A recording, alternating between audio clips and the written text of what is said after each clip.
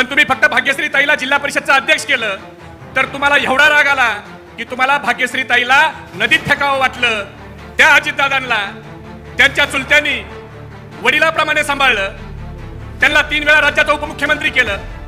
तर जर भाग्यश्री ताईला नदीत फेकायचं तर त्या अजितदादांना स्वतःच्या काकाच्या पाठीत सुरा खोपसला, त्यांना कुठं फेकायचं हे पण सांगून टाका. की भाग्यश्री ताईला जिल्हा परिषदचा अध्यक्ष केलं, ती बापाची झाली नाही तर जनतेची काय होणार? मग दादा तुम्ही देखील काकाचे झाले नाही, लोकांचे काय होणार? एक त्यांचा बाजार मुंगा उठतो आणि म्हणतो पक्ष स्थापन केला म्हणजे काय पक्ष शरद पवार साहेबांच्या मालकीचा झाला का? आता उद्या हा बाजार मुंगा भुसारा साहेब घरी जाऊन याच्या बापाला म्हणला की अरे बापा तू मला जन्म दिला म्हणजे तू काय माझा बाप झाला का? तर नवल वाटू देऊ नका. कारण जे अजितदादा इथं येऊन ज्ञान पाजळत होते त्या अजितदादाने बारामतीच्या भाषणात शरद पवार साहेबांच्या शेवटच्या निवडणुकीची वाट बघितली. तुम्ही तुमच्या बापाचं घर चोरणार नाहीत, जावई चोरणार आहेत का? नावावर काय करणार नाही ना? पण 8 दिवसापूर्वी इथं एक यात्रा झाली, भुसारा साहेब जन अपमान यात्रा. खरं तर त्या यात्रेचं नाव जनसन्मान असायलाच नाही पाहिजे, कारण जनतेचा अपमान करून गद्दारी करून जी यात्रा निघते ती जन अपमान यात्रा असते. आणि त्या जन अपमान यात्रेत शाहीन भाभी काही बोललं गेलं. खरं तर शाहीन भाभी शब्दों का भी तापमान होता है, शब्दों का भी तापमान होता है, ये सुकून भी देते हैं और जला भी देते हैं. या पद्धतीनं सगळ्यांनी बोलायला पाहिजे. पण बोलताना मगाशीच्या वक्त्यांनी सांगितलं की धर्मराज आत्राम साहेबांनी आपल्या मुलीला भाग्यश्री ताईला जिल्हा परिषदचा अध्यक्ष केलं आणि त्या सोडून त्यांना जातायत याचा राग अनावर झाला. आणि त्यांनी भाषणात सांगितलं की त्यांना नदीमध्ये फेकून द्यायला पाहिजे. खरं तर बाबा त्या तुमच्या कन्या आहेत, तुम्हाला राग येणं साहजिक आहे. राग आला असेल, तुम्ही बोलला असेल, त्याच्याबद्दल मला काही बोलायचं नाही. पण तुम्ही फक्त भाग्यश्री ताईला जिल्हा परिषदचा अध्यक्ष केलं तर तुम्हाला एवढा राग आला की तुम्हाला भाग्यश्री ताईला नदीत फेकावं वाटलं.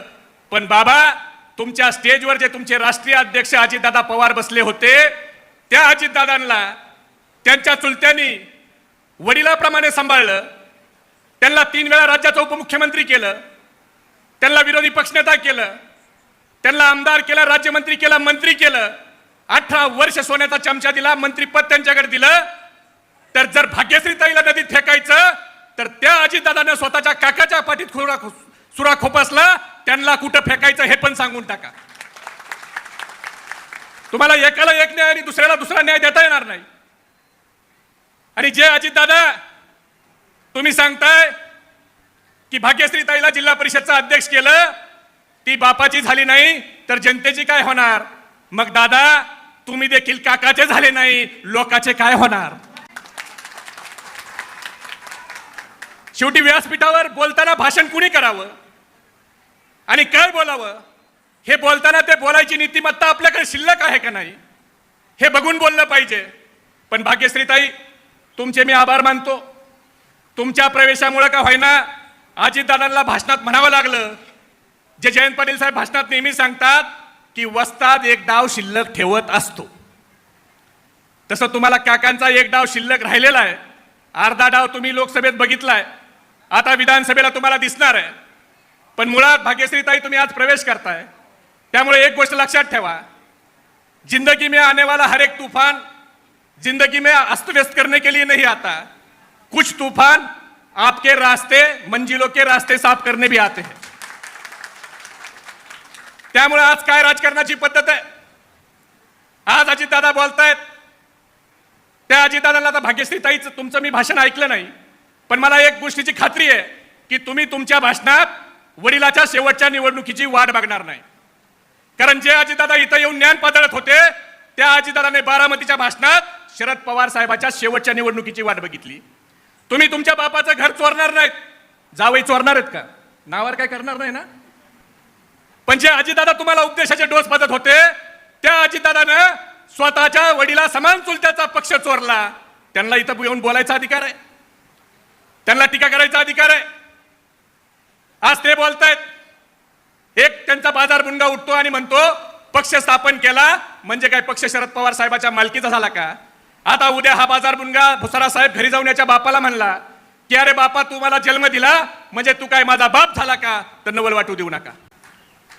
कारण ही सगळी जी टोळी आहे ही गद्दारांची टोळी आहे. या गद्दारांच्या टोळीला मित्रांनो आपल्याला धडा शिकवायचा आहे.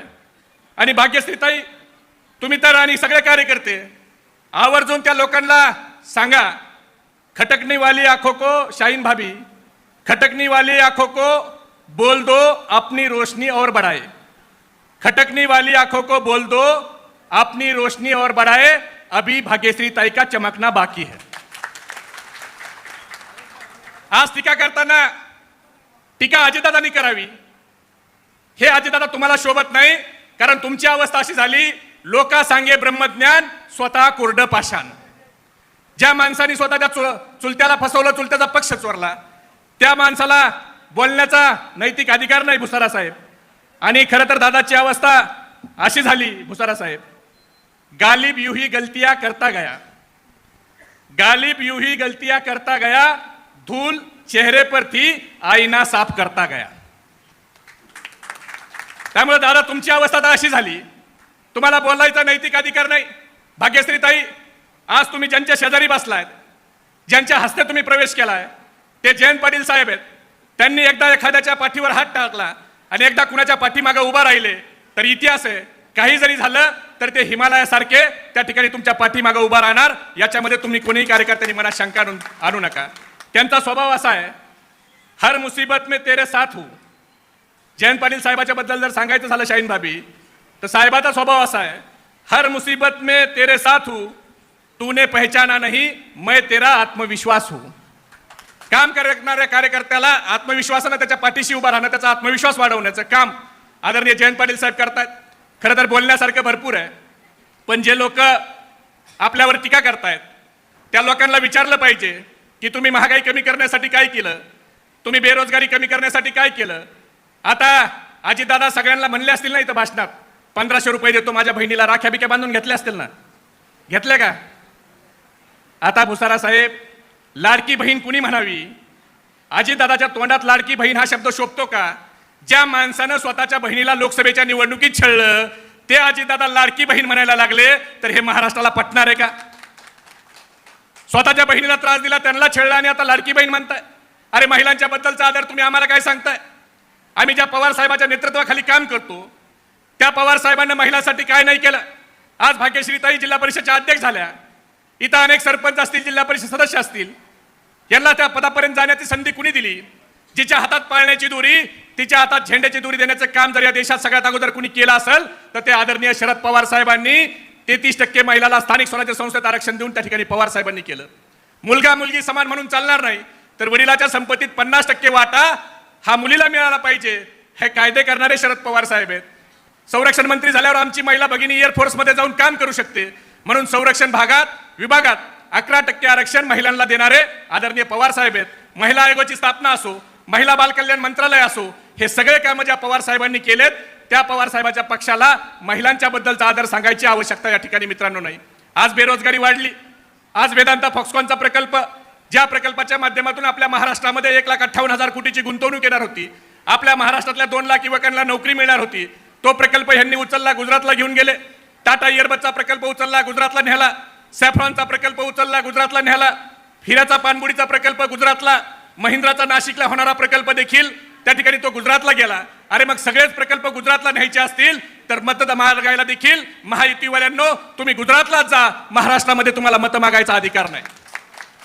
तुम्ही गुजरातला सोन्याची लंका करा, आमचं काही म्हणणं नाही, पण आमच्या महाराष्ट्रामध्ये मागच्या 2 वर्षात 17 कंपन्यांच्या माध्यमातून 5,37,000 घरात जी चूल पेटणार होती त्या चुलीमध्ये पाणी ओतण्याचं काम ह्यांनी केलेलं आहे. म्हणून मित्रांनो आपण जागरूक राहायची गरज आहे. ऋतुराजजी जावई आता हे लोक जातीपातीचं राजकारण करतील, धर्माचं राजकारण करतील. जे जातीपातीचं आणि धर्माचं राजकारण करू पाहतात त्या लोकांना मला एवढंच सांगायचंय की ना मंदिर की बात हो ना मस्जिद की बात हो, ना मंदिर की बात हो ना मस्जिद की बात हो, युवा बेरोजगार है पहले उसके निवालों की बात हो. मेरे नींद को दिक्कत ना भजन से है ना अजान से है, मेरे नींद को दिक्कत ना भजन से है ना अजान से है, मेरे नींद को दिक्कत मरते हुए जवान और खुदकुशी करते किसान से है. आज जवान मरतोय, शेतकरी आत्महत्या करतोय, या सरकारचं त्याच्याकडे लक्ष नाही. हे सरकार टक्केवारीचं सरकार आहे. सुरजागड सारख्या प्रकल्पामध्ये पैसे खायचे, एवढंच या सरकारचं काम आहे. यांना तुमच्या माझ्या रोजगाराचं घेणं देणं नाही, यांना तुमच्या माझ्या शेतीमालाला भाव मिळतो का नाही त्याचं घेणं देणं नाही, यांना त्या ठिकाणी महागाई वाढली त्याचं घेणं देणं नाही. म्हणून असं सरकार हे आपल्याला गाडायचंय आणि त्याची सुरुवात अहेरीतून करायची आहे. आणि अहेरीमध्ये शरद पवार साहेबांच्या विचाराचा आमदार, महाविकास आघाडीचा आमदार आपल्याला निवडून द्यायचा आहे. देणार का? एवढ्या कमी आवाजात कसं हो?